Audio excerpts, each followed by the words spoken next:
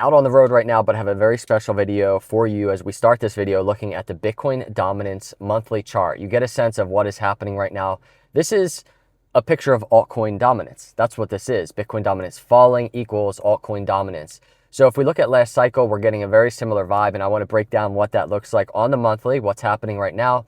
And I really want to dive into the daily chart on this Bitcoin dominance chart because we get some clues in terms of Bitcoin dominance power, bulls versus bears. How is this going to play out? And then Ethereum. If you're any type of altcoin holder, Ethereum price action on the daily, especially if you're kind of like wondering what are the coming days and weeks going to look like for price action for altcoins, you're going to want to watch the Ethereum analysis because we're getting to a very pivotal, meaningful moment right now on the Ethereum charts as it's approaching, once again, all-time highs. So if you're any type of altcoin holder, you're going to want to watch Ethereum charts very closely. So please hit the subscribe and like on the way in. If you're not in our intelligence system, please get back there.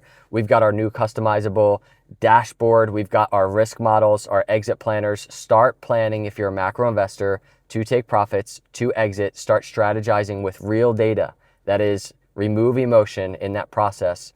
We have a free trial going on right now.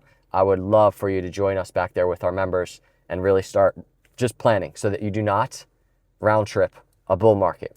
So let's start with Bitcoin dominance. The monthly chart right now, there are still 18 days, 9 hours. We always got to be careful. Look at this monthly, the 20-month moving average. Look at this resistance so far. Again, let's monitor to see how this plays out, but a very good sign for altcoins. If we look at last cycle, these moving averages falling is what we want to see. This is what happened last cycle at the beginning of altcoin season. 20-month moving average, there it is, broken to the downside. Eventually the 50-month moving average. If we look at the momentum oscillator, and then I want to look at the daily chart, I just want to point out to you, we're like right around 51 on the momentum oscillator. There is so much downside for this chart. If you look at even when the 20-month was being broken to the downside last cycle, right around January 2021, you can see we were a little lower, like 49 on the RSI. So that was the beginning of altcoin season, and you can just see what it looks like to the downside. Right now, we are at the beginning of that move. And besides that, if you look at the MACD, another really powerful indicator that's happening right now, the MACD line falling below that red signal line, the histogram turning red in a meaningful way right now. So I think watching how September kind of comes to fruition in relation to this next 18 days, 9 hours, will Bitcoin dominance continue to the downside is key. We might get some clues on the daily, and this is what I want to show you real quick. I was looking at this chart before I was doing this video. I was like, man, I bet you there's like some type of sense of bullish divergence playing out on this chart. It's like a little sideways right now, pulling into the moving averages, the 20, the 50-day moving average up here around 59, almost 60%. And I looked at the RSI, and sure enough, it's like there's a little bit of potential like higher low action, nothing crazy. It's not too powerful looking, but I wanted to monitor that because I'm always, you know me, I'm always waiting for potential pullbacks and throwbacks. So when it comes to Bitcoin dominance, is Bitcoin dominance going to have some type of power move to test key areas? The 50-day moving average is that next key area to watch for. But what I noticed was something interesting. I went back to last cycle, right before Bitcoin dominance was about to fall, like capitulate. It was sideways, pulling into the moving averages. The 20 and the 50 are right here. And if we look at the chart on the RSI, look at this. A little bit of hints of bullish divergence. But was it really bullish divergence? Nope. We got a little bounce. There is the bounce into the 250, but then it was boom, a big capitulation. The charts look very similar right now when you look at Bitcoin dominance pulling into the 20 and 50 and you look at the RSI. The question is, will Bitcoin dominance get that similar last break for it to the upside before rejection? Or is it just going to kind of start getting rejected right now and we start seeing Bitcoin dominance put in new lows? That's what I'm watching. This is so massive for altcoin markets, for the altcoin market cap chart as it hovers just below all-time highs. And we're waiting for this move right now. Now, in terms of altcoins in general, Ethereum price action on the daily is going to give a really nice roadmap, not only for the weekly. I'm so bullish on this Ethereum chart for altcoins, but even on the daily. And that's kind of what I want to do in this video. So let's do this. If we look at a video, I want to start with a clip I did almost a month ago. This is September 14th, or I'm sorry, August 14th. Check this out very quickly, and then we're going to break it down. And let the 20 and the 50 just pull up closer to Ethereum while it's going sideways.